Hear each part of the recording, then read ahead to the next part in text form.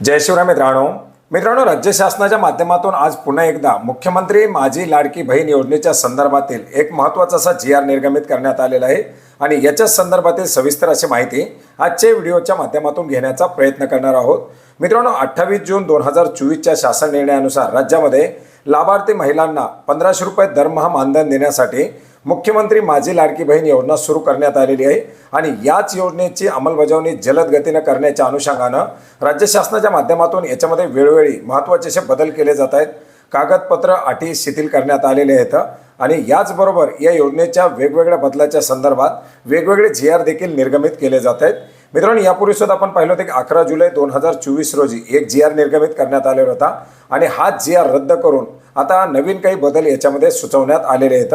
ज्याच्यामध्ये लाभार्थी नोंदणी करून घेण्यासाठी एक समिती गठीत करण्यात आलेली आहे। लाभार्थी नोंदणीच्या पोर्टलच्या संदर्भात ही एक समिती गठीत करण्यात आलेली आहे, ज्याच्यामध्ये अप्पर मुख्य सचिव ऊर्जा विभाग मंत्रालय मुंबई हे समितीचे अध्यक्ष असतील। प्रधान सचिव माहिती तंत्रज्ञान व महिला बाल विकास विभागाच्या हे सदस्य आणि सदस्य सचिव असणार आहेत।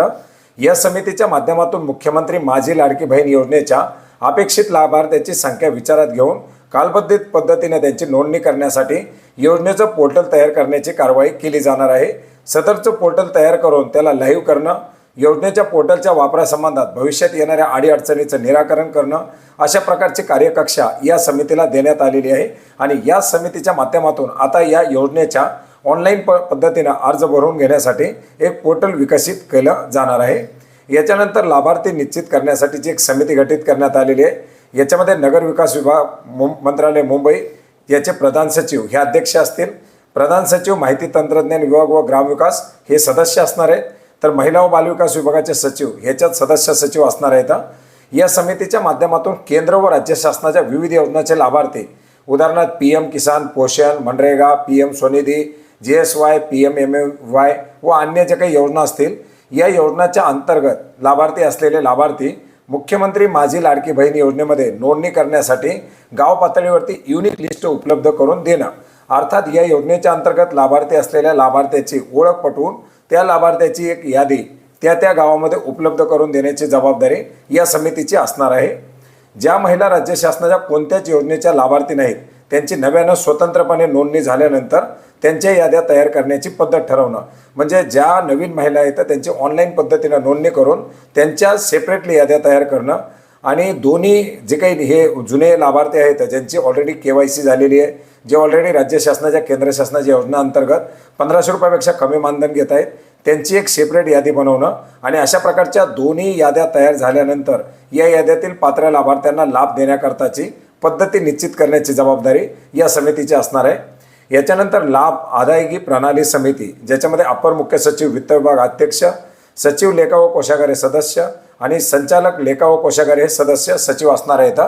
याच्यामध्ये मुख्यमंत्री माझी लाडकी बहीण योजनेअंतर्गत पात्र झालेल्या प्रत्येक महिलेला तिच्या आधार लिंक केलेल्या स्वतःच्या सक्षम बँक खात्यामध्ये थेट लाभार्थी अर्थात डायरेक्ट बेनिफिट ट्रान्सफर DBTच्या माध्यमातून सदर योजनेचा जलद गतीने लाभ देण्यासाठी कार्यप्रणाली निश्चित करणं, याचप्रमाणे आवश्यक ठिकाणी संबंधित bank, post payment bank, national payment corporation of India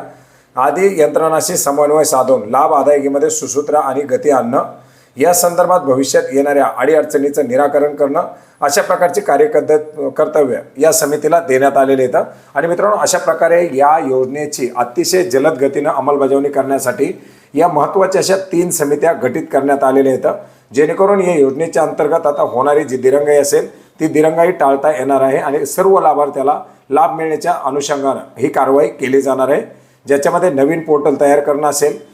लाभार्थी जुने लाभार्थी नवीन लाभार्थ्याची सेपरेटली ओळख पटवणं असेल आणि पात्र झालेल्या लाभार्थ्याला हप्त्याचं वितरण करणं असेल, या सर्व प्रक्रिया आता या समित्यांच्या माध्यमातून पार पाडल्या जाणार आहेत। तर मित्रांनो, अशा प्रकारचा एक महत्त्वाचा असा GR आपण maharashtra.gov.in या संकेतस्थळावरती पाहू शकता। याची लिंक आपल्याला या व्हिडिओच्या डिस्क्रिप्शन बॉक्समध्ये सुद्धा मिळेल। धन्यवाद।